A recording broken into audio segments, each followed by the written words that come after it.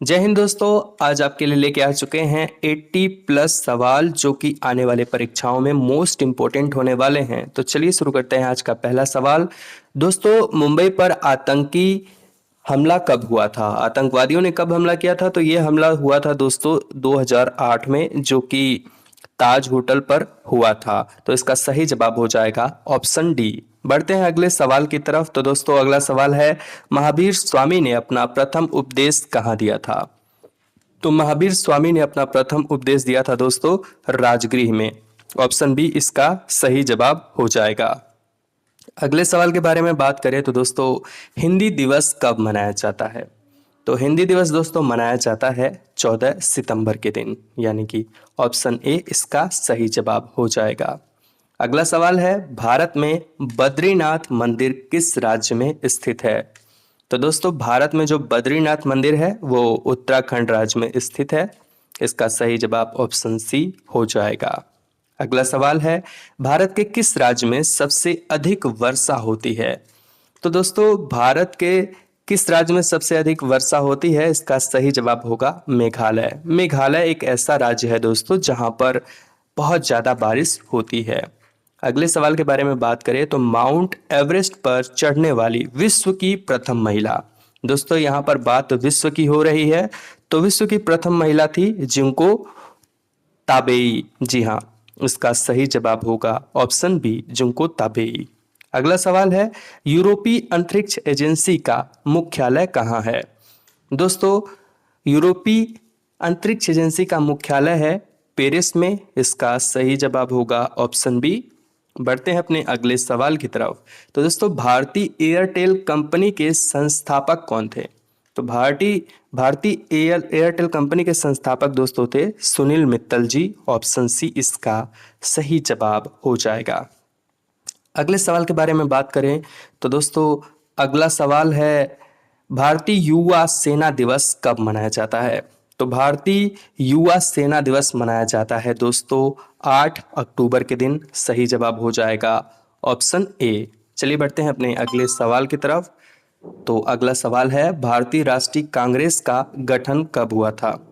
तो दोस्तों, भारतीय राष्ट्रीय कांग्रेस का गठन हुआ था 1885 में, यानी कि सही जवाब ऑप्शन सी हो जाएगा।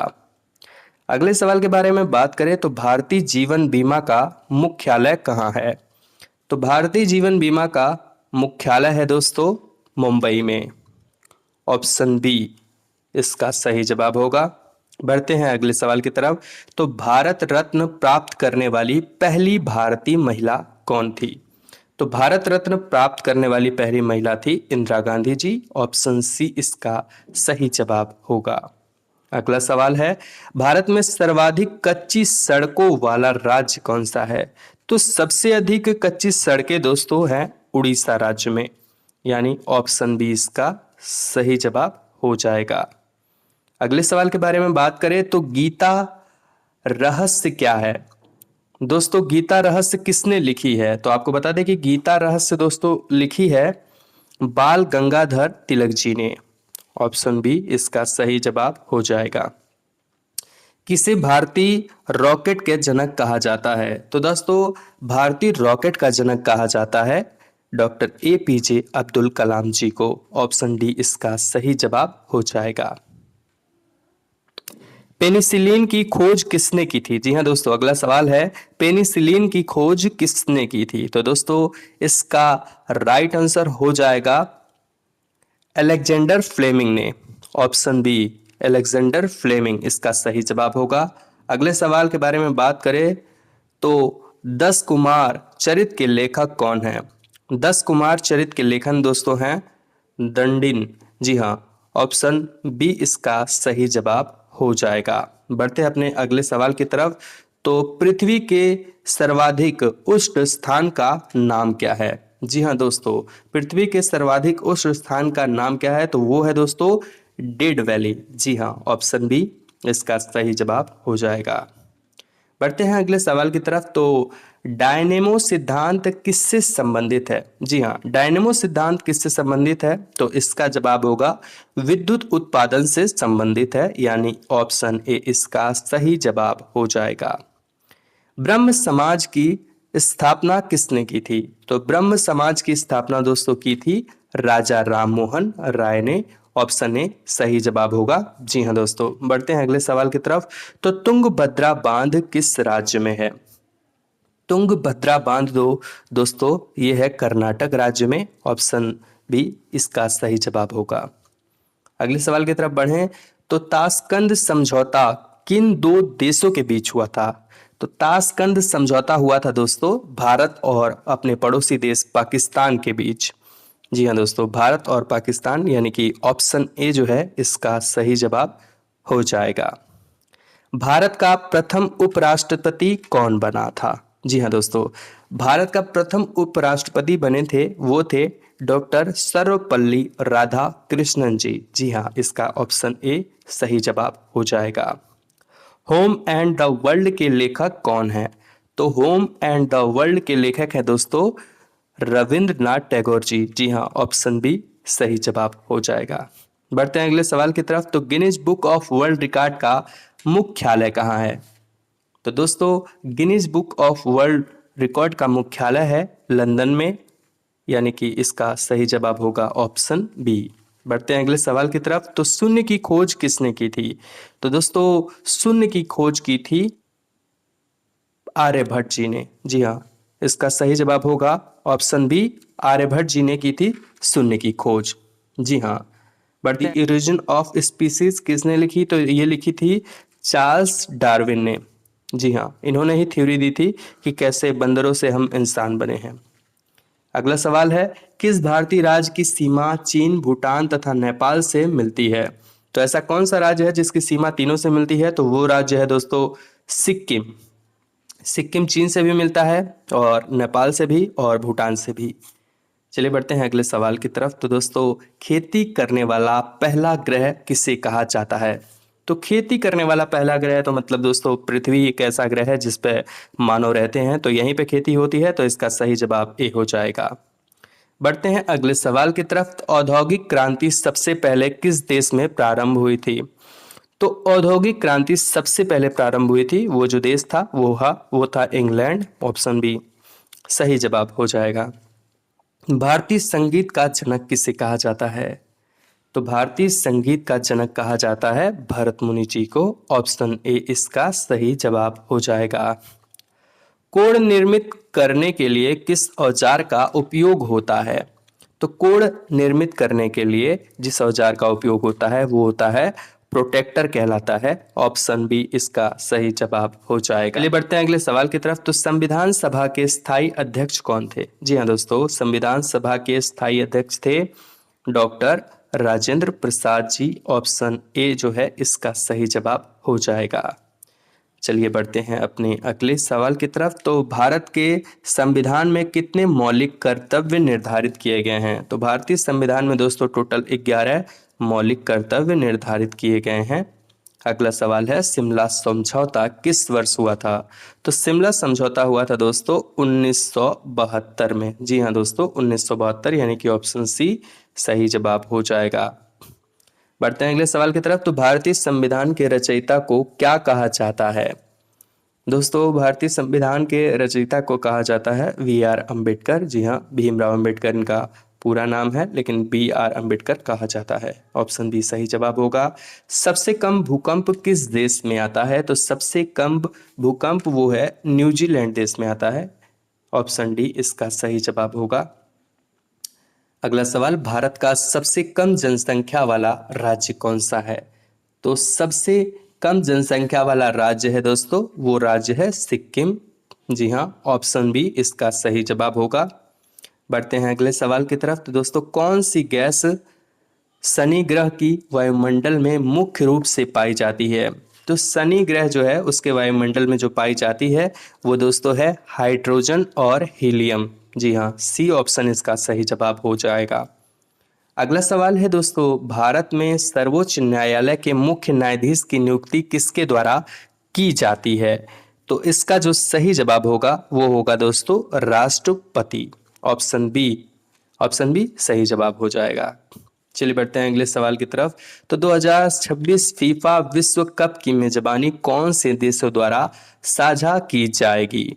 तो इसका सही जवाब होगा दोस्तों ऑप्शन बी, संयुक्त राज्य अमेरिका, कनाडा और मेक्सिको, ये तीनों देश मिलके जो है 2026 का फीफा वर्ल्ड कप की मेजबानी करने वाले हैं। आइए बढ़ते हैं अगले सवाल की तरफ। डेटाबेस प्रबंधन प्रणाली का संक्षिप्त नाम क्या है? तो डेटाबेस प्रबंधन प्रणाली का संक्षिप्त नाम है DBMS। जी हाँ दोस्तों, DBMS इसका सही जवाब ऑप्शन ए हो जाएगा। बढ़ते हैं अगले सवाल की तरफ। तो भारत के मानवाधिकार आयोग के वर्तमान अध्यक्ष कौन है? तो वर्तमान अध्यक्ष के बारे में बात करें तो ये हैं अरुण कुमार मिश्रा। जी हाँ, ऑप्शन ए इसका सही जवाब हो जाएगा। अगला सवाल है, इलाहाबाद को किस मुगल शासक ने बसाया था? तो दोस्तों इस शहर को बसाने वाले थे अकबर। जी हाँ दोस्तों, अकबर, ऑप्शन सी इसका सही जवाब होगा। अकबर ने इलाहाबाद को बसाया था। भारतीय दंड संहिता यानी कि आईपीसी किस वर्ष लागू की गई थी? तो दोस्तों आईपीसी लागू की गई थी 1860 में। जी हाँ, ऑप्शन ए इसका सही जवाब होगा। गदर, दोस्तों गदर पार्टी कहाँ स्थापित हुई थी? गदर पार्टी 1914 में स्थापित हुई थी और ये हुई थी सैन फ्रांसिस्को। जी हाँ दोस्तों, ऑप्शन बी इसका सही जवाब हो जाएगा। चलिए बढ़ते हैं अगले सवाल की तरफ। तो हड़प्पा सभ्यता में लिपि किस प्रकार की थी? तो हड़प्पा सभ्यता में जो लिपि थी दोस्तों वो थी चित्रलिपि, यानी कि ऑप्शन बी इसका सही जवाब हो जाएगा। बढ़ते हैं अगले सवाल की तरफ। तो दोस्तों भारतीय संविधान की प्रस्तावना को किस वर्ष संशोधित किया गया था? तो वो दोस्तों किया गया था 1976 में, यानी कि ऑप्शन बी इसका सही जवाब हो जाएगा। चलिए बढ़ते हैं अगले सवाल की तरफ। तो रामायण का सबसे प्राचीन संस्करण किस भाषा में है? दोस्तों रामायण का सबसे प्राचीन संस्करण है संस्कृत भाषा में। जी हाँ दोस्तों, ऑप्शन बी इसका सही जवाब हो जाएगा। किया गया था। जी हाँ दोस्तों, इसका सही जवाब होगा 1976 में, जो कि 42वां संशोधन था। तो ऑप्शन बी इसका सही जवाब हो जाएगा। बढ़ते हैं अगले सवाल की तरफ। तो रामायण का सबसे प्राचीन संस्करण किस भाषा में है? तो रामायण का सबसे प्राचीन संस्करण है दोस्तों संस्कृत भाषा में। ऑप्शन बी इसका सही जवाब हो जाएगा। बढ़ते हैं अपने अगले सवाल की तरफ। तो नालंदा विश्वविद्यालय को किसने नष्ट किया था? तो नालंदा विश्वविद्यालय को दोस्तों बख्तियार खिलजी, जी हाँ दोस्तों बख्तियार खिलजी, ऑप्शन बी इसका सही जवाब होगा, उसी ने नष्ट किया था। बढ़ते हैं अगले सवाल की तरफ। तो प्लासी का युद्ध कब हुआ था? तो प्लासी का युद्ध हुआ था दोस्तों 1757 में। जी हाँ दोस्तों, ऑप्शन ए इसका सही जवाब होगा। बढ़ते हैं अगले सवाल की तरफ। तो भारत छोड़ो आंदोलन का नारा किसने दिया था? तो भारत छोड़ो का नारा जो दिया था वो दोस्तों दिया था महात्मा गांधी जी ने। ऑप्शन बी इसका सही जवाब हो जाएगा। बढ़ते हैं अगले सवाल की तरफ। तो वेदों की रचना किस काल में हुई मानी जाती है? मतलब किस काल में हुई होगी? तो ये जो दोस्तों मानी जाती है वो वैदिक काल में ही है। ऑप्शन बी इसका सही जवाब होगा। अगला सवाल है, अकबर के दरबार के नवरत्नों में से किसे वजीर की उपाधि मिली थी? तो वजीर की उपाधि मिली थी अबुल फजल को। जी हाँ, ऑप्शन बी इसका सही जवाब हो जाएगा, अबुल फजल। चंपारण सत्याग्रह गांधी जी का पहला सत्याग्रह था, ये किस वर्ष हुआ था? तो दोस्तों ये हुआ था 1917 में। ऑप्शन सी जो है इसका सही जवाब हो जाएगा। अगला सवाल है, हड़प्पा सभ्यता का प्रमुख अनाज कौन सा था? तो हड़प्पा सभ्यता का सबसे प्रमुख जो अनाज था वो दोस्तों जौ था। जी हाँ। अगला सवाल है दोस्तों, भारतीय संविधान सभा की पहली बैठक कब हुई थी? जी हाँ दोस्तों, तो भारतीय संविधान सभा की पहली बैठक हुई थी 9 दिसंबर 1946 के दिन, यानी कि ऑप्शन ए इसका सही जवाब हो जाएगा। बढ़ते हैं अगले सवाल की तरफ। दीन ए इलाही धर्म की शुरुआत किस मुगल शासक ने की थी? तो दीन ए इलाही धर्म की शुरुआत की थी दोस्तों अकबर ने। जी हाँ, ऑप्शन बी अकबर ने इसकी शुरुआत की थी। बढ़ते हैं अगले सवाल की तरफ। आर्य समाज की स्थापना किसने की थी? तो आर्य समाज की स्थापना की थी स्वामी दयानंद सरस्वती जी ने। ऑप्शन बी इसका सही जवाब हो जाएगा। बढ़ते हैं अगले सवाल की तरफ। भारत छोड़ो आंदोलन किस वर्ष शुरू हुआ था? तो भारत छोड़ो आंदोलन शुरू हुआ था 1942 में। ऑप्शन सी इसका सही जवाब हो जाएगा। अगले सवाल के बारे में बात करें तो जलियांवाला बाग नरसंहार कब हुआ था? तो जलियांवाला बाग नरसंहार हुआ था 1919 में। जी हाँ, ऑप्शन सी सही जवाब हो जाएगा। बढ़ते हैं अगले सवाल की तरफ। तो स्वराज मेरा जन्म सिद्ध अधिकार है का नारा किसने दिया था? तो ये नारा दिया था बाल गंगाधर तिलक जी ने। ऑप्शन बी सही जवाब हो जाएगा। बढ़ते हैं अगले सवाल की तरफ। तो सिकंदर ने भारत पर आक्रमण कब किया था?